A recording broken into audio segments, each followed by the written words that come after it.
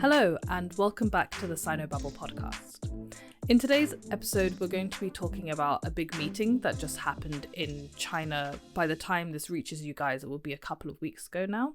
It's a meeting called the Two Sessions, which sees the National People's Congress, or NPC, and the Chinese People's Political Consultative Conference, or the CPPCC, have concurrent meetings that are together known as the Lianghui, or Two Sessions. This is a meeting that happens annually, but this one is big because it is the once every 5-year big meeting that takes place and where a lot of important decisions such as personnel changes and elections and things like that take place. This is a meeting of China's government, so it's not to be confused with the meeting of the National Party Congress, which happened last year, which is all about the party. So this is the government. So this meeting is important for us to know about because there are essentially a lot of legislative changes that take place, and it kind of sets the tone for policy decisions and policy ideas, policy directions of China that we'll see over the coming years. So I wanted to talk about some of the major decisions that were made and also some of the discussions that have come out of this. And also this is just to give us a better idea of where China is going to be going over the next 5 years moving forwards. So I just want to quickly recap what these two different bodies actually do in China's government, which is the State Council. So the National People's Congress is a body that has almost 3,000 delegates in it. It's essentially China's parliament, so that's where any legislation, any new laws actually go and get approved or sent back for any changes that need to be made. It's sometimes derided in Western media as China's rubber stamp parliament. I've spoken about this in a completely different, very early episode about why this isn't necessarily the case. The NPC does have some power not to outright reject sort of decisions that the party has come up with, but it does have the power to send things back and demand changes and redrafts and things like that. So it doesn't just go along with everything that the party says. However, this kind of balance of power is changing, and we're going to talk about that a little bit more as well.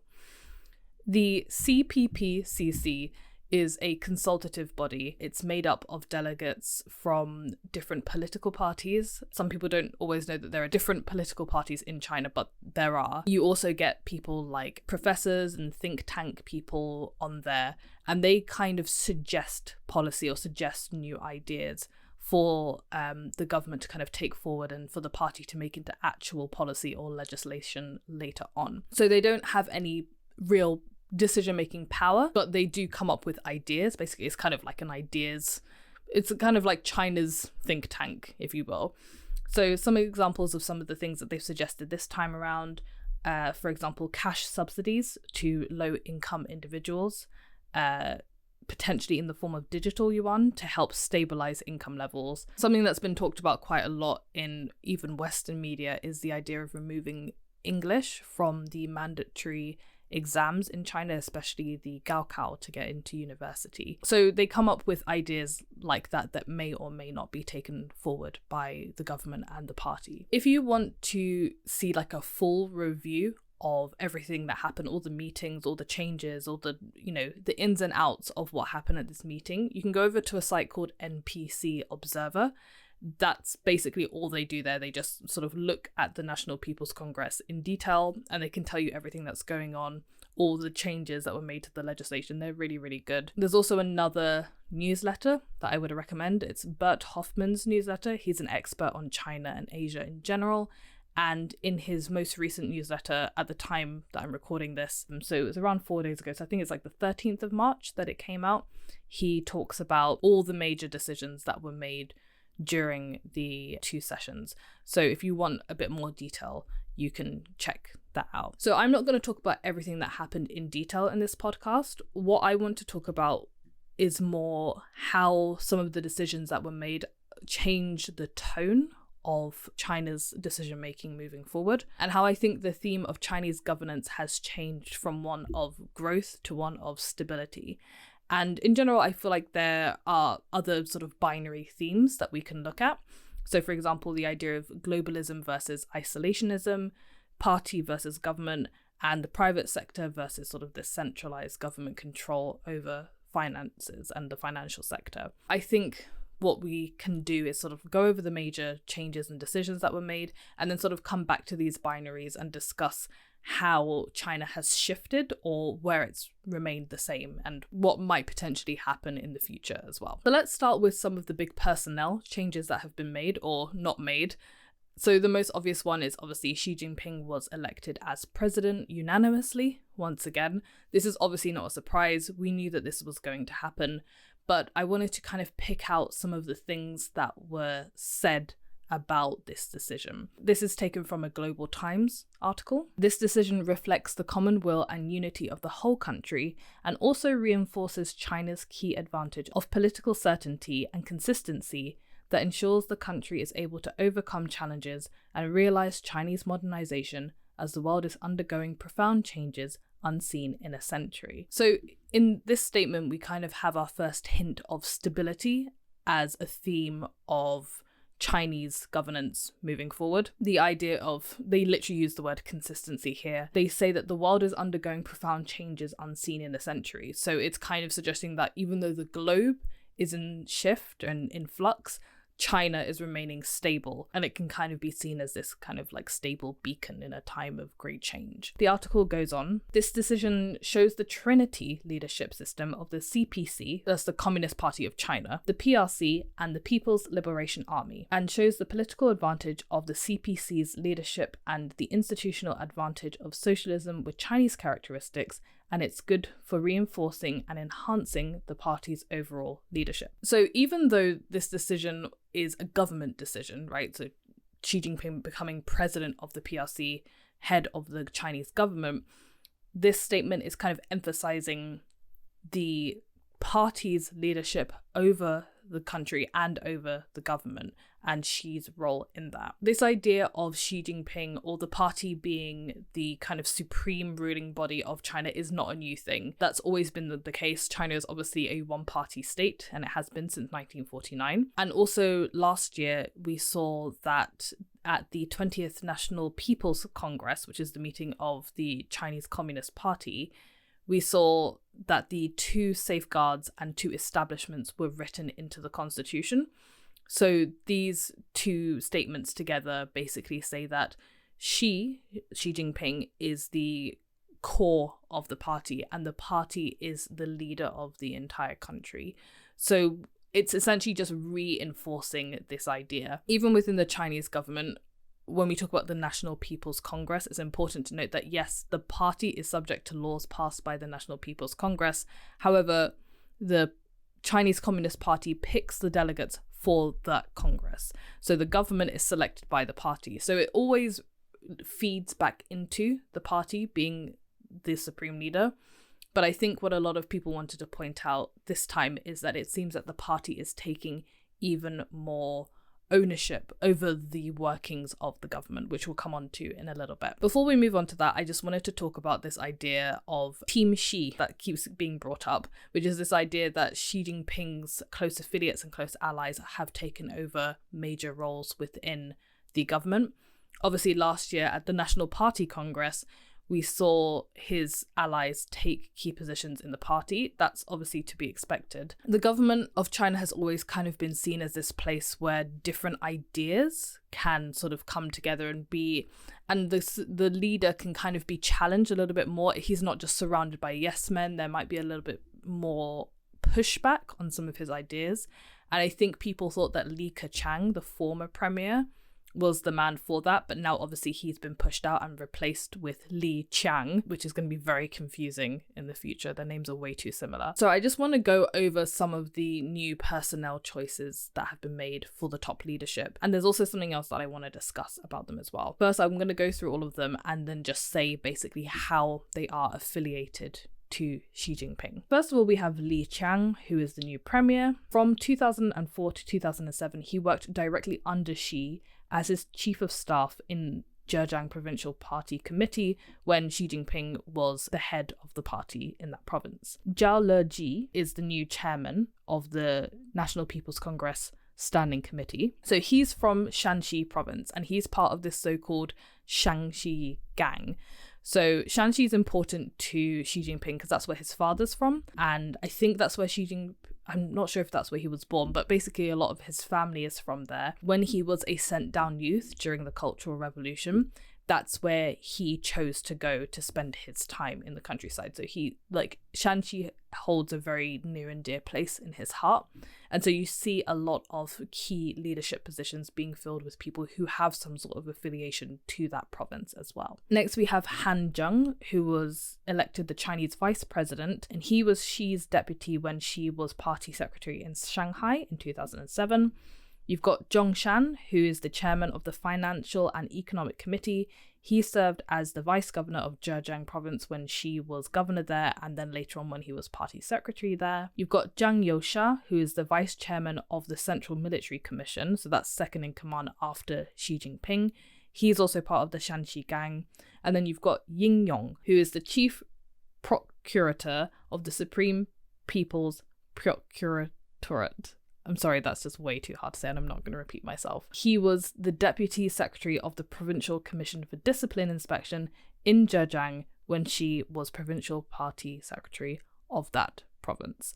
So, apart from the last guy, I hope you can see how each of these people is very closely related to Xi Jinping. The other thing that I wanted to bring up in relation to these guys is the idea, just an idea of retirement eventually. All of these people have an age range between 63 and 72, and the 72-year-old's actually older than Xi Jinping himself, who is 70 years old this year. I think we've got a trend right now in global politics in general where you've got this older generation of people in their 60s and 70s who just don't seem to ever want to let go of power and retire and make way for younger people. So it's just very interesting to me. Obviously, these people have all been elected for another 5-year term. So the 72-year-old will be 77 by the time he retires. He might choose to step down before that for any reason, but it's just very interesting to me in terms of wondering when exactly do these people plan to retire. We know that Xi Jinping, for example, doesn't plan to retire. He plans to be president for life.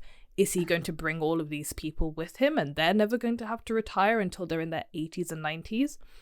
That's pretty unheard of in Chinese politics, and I think in most politics, really. You don't, unless you've got a dictator who's just sort of propped up by other people, but Xi isn't an old man who's being propped up by other people who hold real power. He is the real power holder in China.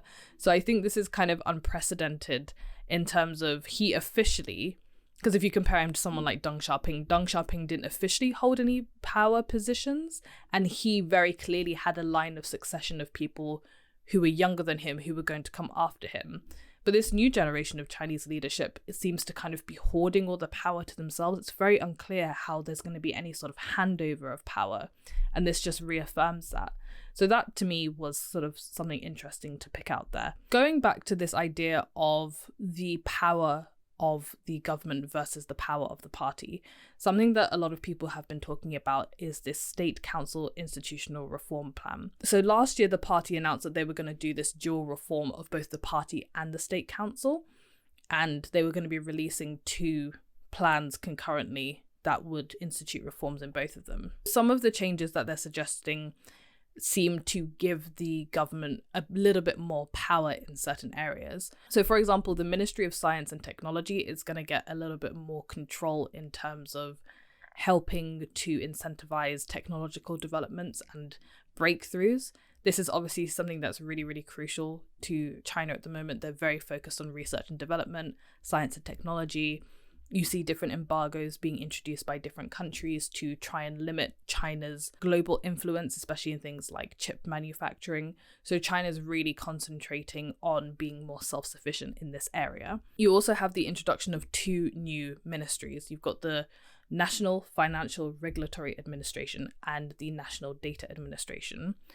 So the Financial Administration is being introduced to kind of oversee anything financial that is not securities, so anything that's not a tradable asset like a bond or a stock. Their aim is to kind of manage risks and also protect consumers. They're kind of like a normal financial regulatory body. This is a very standardized thing in the West, but as China's economy modernizes, this is something that they're looking to strengthen, as things like scams or just unstable parts of China's market, like you see with the housing market, they're trying to bring things like that more under control. The National Data Administration is a little bit more interesting to me. According to press releases, this administration will be responsible for coordinating and promoting the construction of data infrastructure, coordinating the integration, sharing, development, and utilization of data resources, and also overseeing China's digital economy, which includes not just personal data, but also public security, taxation, traffic, as well as industry and commerce data. So according to the SCMP, in December, Beijing released a plan to build basic systems to put data resources to better use.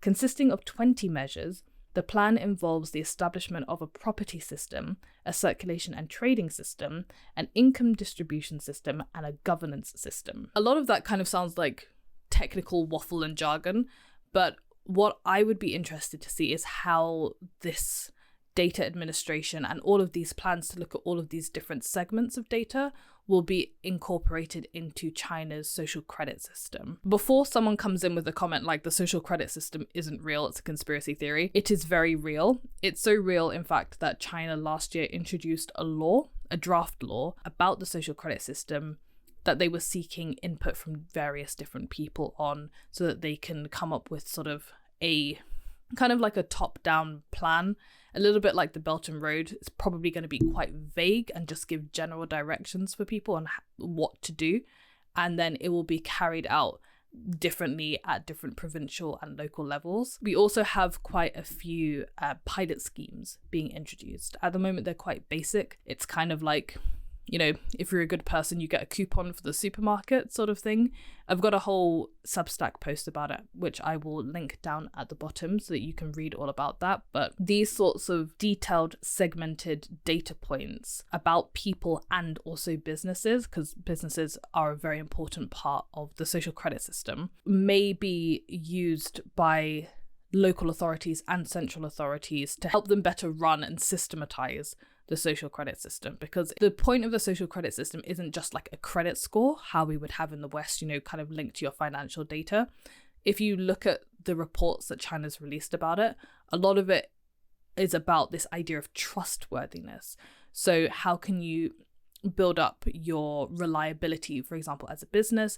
How can you prove that you're a good neighbor as an individual? This idea of trustworthiness is at the core of the social credit system. So data points like, do you pay your taxes? How do you interact with like traffic, for example? Like, it sounds so innocuous, but when you combine that with things that China already has, like facial recognition systems, you know, like financial monitoring and things like that, it could be used to create a very comprehensive system to monitor both individuals and businesses. So to me, there's literally no detail about it right now. I'm kind of just speculating, but that really stood out to me as something that could potentially be interesting in the future. So I'm looking forward to see how that develops. So those are some ways in which the government could be strengthened. If we're talking about how people think that this state reform plan could potentially weaken the government, for example, even though the Ministry of Science and Technology is going to be given a little bit more power in terms of encouraging science and technology, it's going to be overseen by a brand new party body called the Central Science and Technology Commission. So in that sense, their power will probably be regulated in some way. The big talking point that most people picked up on was the fact that the entire government is going to have to reduce their staff by 5%. This was discussed both as a point of efficiency by the government, like, isn't it great that we're going to become more efficient, but also as a way to strengthen party rule, and this was kind of stated very explicitly. So they said that this will enhance the leadership of the party in the modernization of socialism and help China to use institutional advantages to improve national governance. Another big point that was picked up on by people is changes to something called the legislation law. The legislation law essentially governs to what extent different departments within the government can pass laws and how they can institute and sort of regulate laws.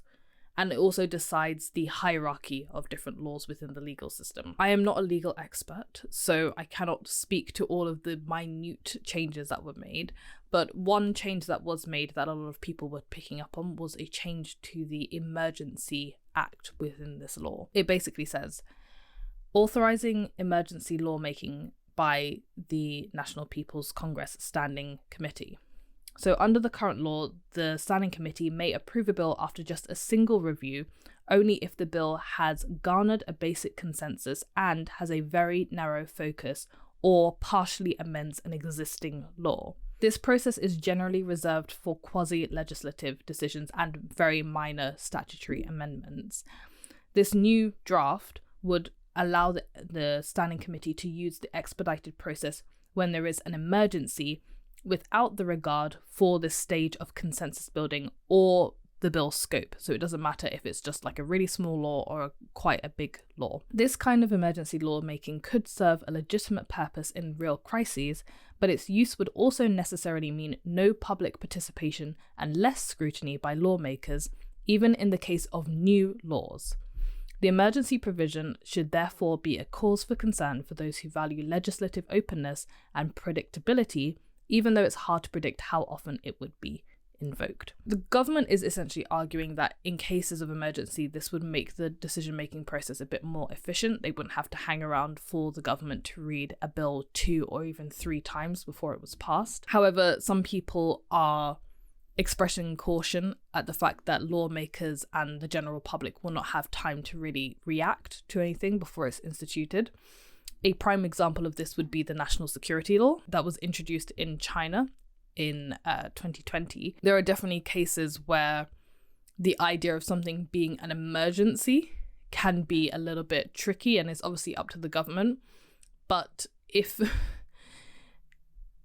you reduce even your own lawmakers' ability to review a law, even when you've appointed those lawmakers yourself, and you can be fairly certain that they're on your side, you can see that this is just sort of gathering more power towards the centre and away from any potential dissenting voices from any area of the government. So that has a potential to be quite big a change depending on what the government decides an emergency is. Okay, so let's talk about economic highlights, because that's always something that people are really interested in. So the first point is that GDP growth has been set at just 5% this year.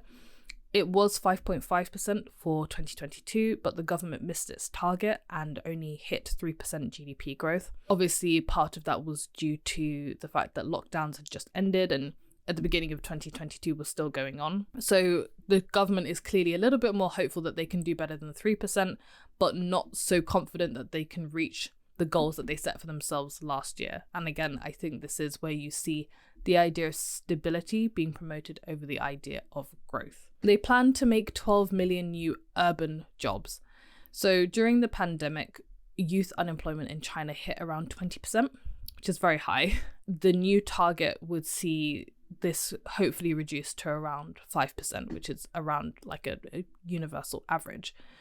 And they're hoping that the private sector is going to play quite a big role in this job making process, and I'll get into the role of the private sector a little bit later on as well. They set a target for grain output of 650 million tons. This is actually less than they produced last year, which was 686 million, something like that. But this has been the same target for the last 8 years, and it's more of a reflection of the fact that China has a very sort of stable and fixed idea of how much grain it needs to mitigate any flux or change in the global markets in order for it to be not completely self-sufficient, but at least not be in any danger if something, say like a war or a pandemic were to take place. They would still be able to provide for the people. The last major point that a lot of people were picking up on was the attraction of foreign direct investment to China. So according to one article from CGTN, China wants to retain its position as a global manufacturing hub, and it doesn't want to outsource to Southeast Asian countries, as a lot of people were predicting they might do. And they said foreign investors are interested in manufacturing and leasing industries, which accounted for 38% of China's foreign direct investment in 2021. However, foreign direct investment in China has fallen not only in terms of mergers and acquisitions, so mergers between foreign companies and Chinese companies, but also in terms of expansion of foreign companies in China and setting up new companies in China as well. It's also fallen across all sectors of the economy. It's very clear that the government wants foreign direct investment to play a role in the stability of the Chinese economy. It doesn't want to make any major moves in this area. And very interestingly, you see now Chinese delegations going out and sort of marketing China as a place for foreigners to come and set up their companies or invest in Chinese companies. The article goes on. This year's 2 sessions has vowed to attract more foreign investments. On the path to China's modernization, FDI has played a crucial role in providing jobs, technology, and exports. More foreign companies in China focus on servicing the domestic consumer and thus have higher incentive to transfer technologies. For instance, multinationals such as Schneider and Microsoft have established large R&D centers in China. With the localization of foreign investors, we will see more technology transfers and collaborations in the coming years. The fact that this is a major focus for the Chinese economy is very interesting, because in previous years I had thought that China was becoming more isolationist and moving away from its reliance as much as possible on both foreign companies and foreign investment. But this shows that actually foreign investment in China is still part of China's not only growth plan, but its stability plan. They're talking about using it to help bringing tax money, provide goods and jobs for domestic consumers in China, and also in order to gain more technology. And as we see more global policies such as embargoes, for example, between different Western countries and their allies like Japan, on exporting technology or doing any sort of collaboration in research and development with China, I think China's feeling a little bit encircled. Over the coming years, we may see a few more favorable policies for companies that are willing to do business in China, for example, tax incentives or sort of special business zones or things like that in order to attract more foreign investors in China. Probably the most insightful part of the entire 2 sessions was the new Premier Li Qiang's interview with both Chinese domestic press and foreign press. A lot of people were saying, oh, the questions were all scripted, but it doesn't matter because it's still very revealing. And again, it gives us a better idea of the tone of Chinese policymaking going forward. So these are the main points that I think that he was making throughout. So the first thing that he emphasized was a people-centered approach to government, which in my opinion is again focusing on this idea of stability. He said, most people do not keep their eyes on GDP growth all the time. What they care about more are the things that happen in their everyday life, like housing, employment, income, education, medical services, and the environment. So here again, we're talking about shift away from this growth at all costs attitude, and instead focusing on the daily lives of the people. Obviously, it's never mentioned, but I think the recent protests in China during the pandemic lockdowns probably did have some effect on this policy shift or this like governance shift, this tonal shift within the Chinese leadership. I don't think that this is something that they can ignore anymore. I think they've seen that, the people do have a voice and they will exercise it if they feel like they have to. That's quite an interesting, right out the gate statement to make. We're going to be focusing on people and their livelihoods, not on GDP. He adds that they're going to be focusing on promoting high quality development. We are now the second largest economy in the world. China's development is still unbalanced and inadequate. Any aggregate volume, when divided by 1.4 billion people, will become a small per capita figure. Currently, our development is focused on providing for people's basic needs. Going forward, the focus will be shifted towards delivering a life of better quality for the people. So again, we're focusing on people's livelihoods, but we're also focusing on not just providing the absolute basics, but also kind of improving people's quality of life. So we're no longer in that era of let's just let people get rich first, but now everybody has to get rich together. It will be interesting to see what policies they come up with to facilitate that. As we spoke about Hong Kong in the last episode, I thought it would be interesting to see what the Premier had to say about Hong Kong in his speech. So he said, "In recent years, due to various factors, both Hong Kong and Macau have experienced some difficulties in their economic development. We will give full support to the two regions in further building their global competitiveness. I'm confident that with strong backing of the motherland and the institutional safeguards of the one country, two systems policy, the standing and role of Hong Kong and Macau will only strengthen, not weaken." It's interesting that he talks about enhancing Hong Kong's global competitiveness. Hong Kong was already extremely globally competitive, as we all know, before China was seen to be kind of getting more involved in their affairs. So I think this is kind of like a redoubling of that effort to be like, no, you can still come here and do business here. It's business as usual. In fact, it's an even better environment. So we'll have to wait and see. So I mentioned before that the private sector was going to play a more important role. Qiang is seen as somebody who is very much in favor of the private sector. He's very positive about it.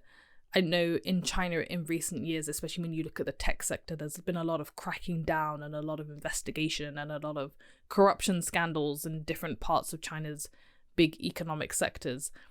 But I think Qiang is somebody who's still very hopeful about the private sector, so let's see what he has to say about that. "I worked in localities with a strong private economy for a long time and had the opportunity to talk with local entrepreneurs on many occasions.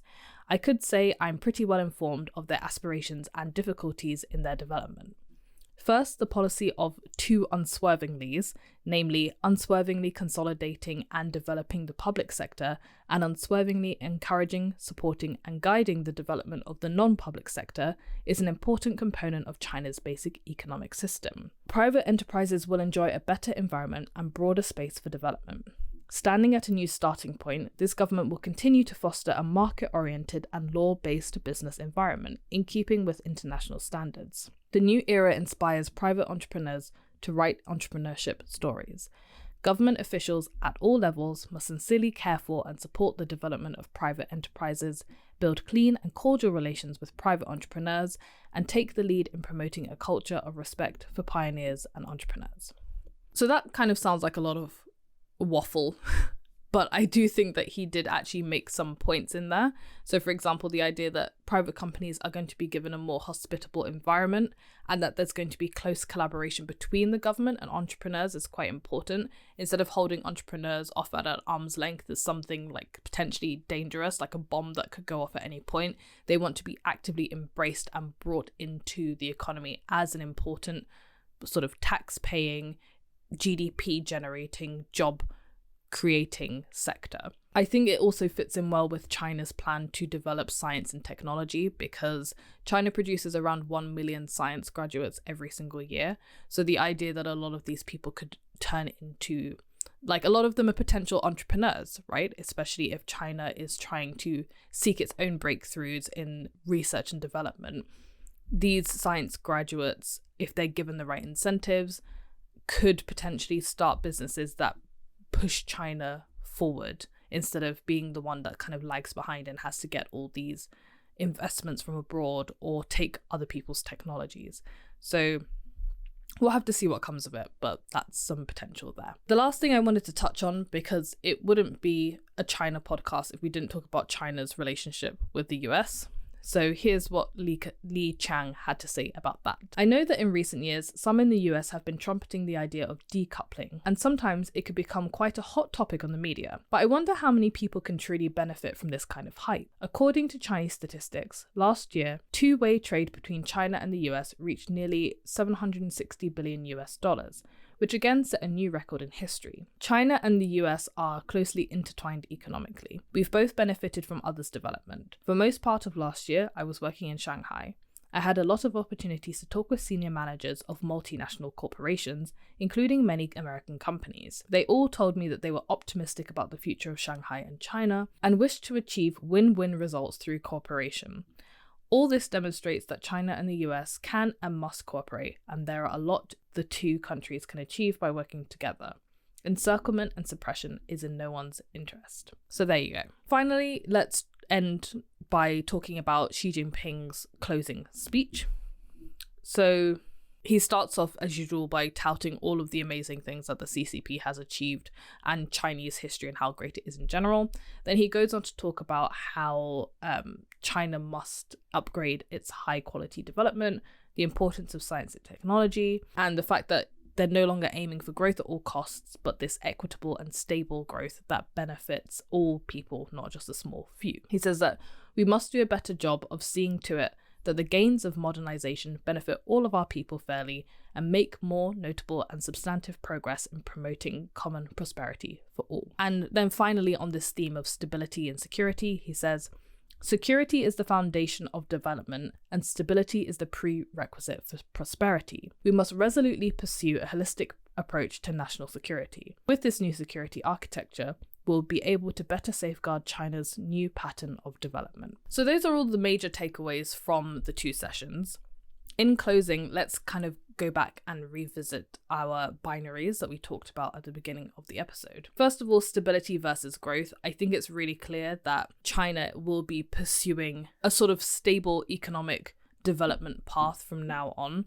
I think it's weird to talk about development and say that they don't want developmental growth, but developmental stability.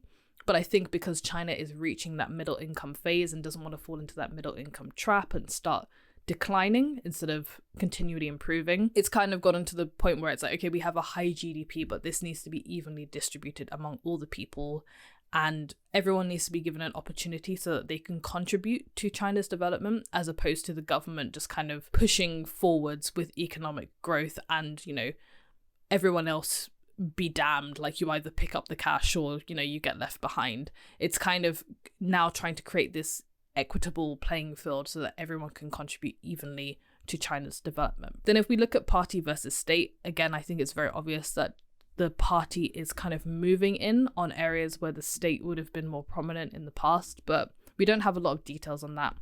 It's yet to be seen. Certainly Xi is like shoring up all parts of both the party and the state with his own allies and his own accolades, his own acolytes. So it remains to be seen how long they're going to be there for, first of all, and also how they will institute a system where the party is kind of ascendant over the government. Finally, globalism versus isolation. This one really surprised me, how much China is taking a turn towards globalism. When we talk about something like the Belt and Road, I feel like that's more of a mini imperial project than it is globalism. When I think globalism, I think active cooperation with Western countries.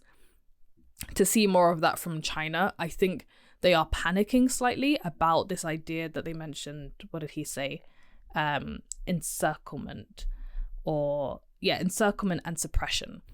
I think this is genuinely kind of making China worry a little bit, which is why they're actively reaching out not only to foreign companies but to foreign countries in general, and also taking on this role of mediator in the global sphere as well, so that they can be seen a bit more positively. Finally, the idea of the private sector and the public sector. Interestingly, state-owned companies weren't really mentioned at all, which is strange because they are the largest employment sector in China. I guess the government is part of the public sector in a sense, and they are actually downsizing, so maybe they didn't want to really talk about that. But the private sector is definitely coming back after we've seen quite a few crackdowns in the past few years, so it'll be interesting to see what kind of environment the government and the party set up for private businesses and new entrepreneurs and smaller businesses to thrive and to contribute to this new stable development of China's economy. So that's it for this episode, guys. I hope you enjoyed it. I've mentioned the newsletter a few times in this episode, so please go over to Substack and look for Sinobabble if you want to check it out. Don't forget you can also contribute to the podcast by going over to Buy Me a Coffee and signing up to either give a one-time donation or a monthly donation. It helps keep me going with the research and kind of keep the whole project running. So I'm really grateful if you do decide to give a little or a lot. Otherwise, you can keep on listening for free, and I will see you all in the next episode.